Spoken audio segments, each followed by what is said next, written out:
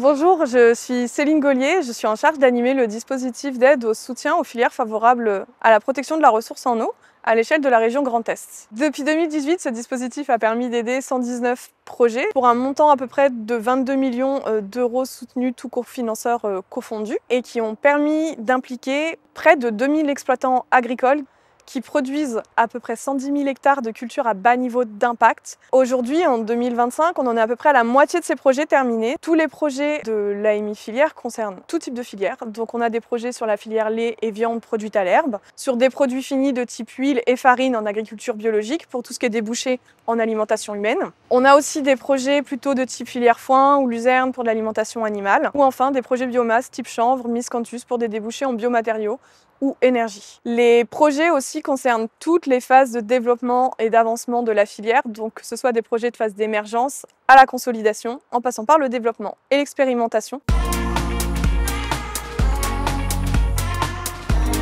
La principale force du dispositif, c'est de s'apparenter à un guichet unique. On dépose son projet à l'AMI Filière et derrière, les 4 cofinanceurs vont tout mettre en œuvre pour essayer d'optimiser, de rechercher l'optimisation du financement au profit du projet et du bénéficiaire. Le deuxième gros avantage de l'AMI, c'est tout ce qui concerne l'animation et notamment la mise en réseau d'acteurs, des acteurs entre eux, à l'échelle d'un territoire, au travers de réunions ou de journées techniques en présentiel, ce qui permet de favoriser les échanges entre les acteurs du territoire, de créer du lien et peut-être, a posteriori, de travailler ensemble pour faire émerger un projet filière sur le territoire.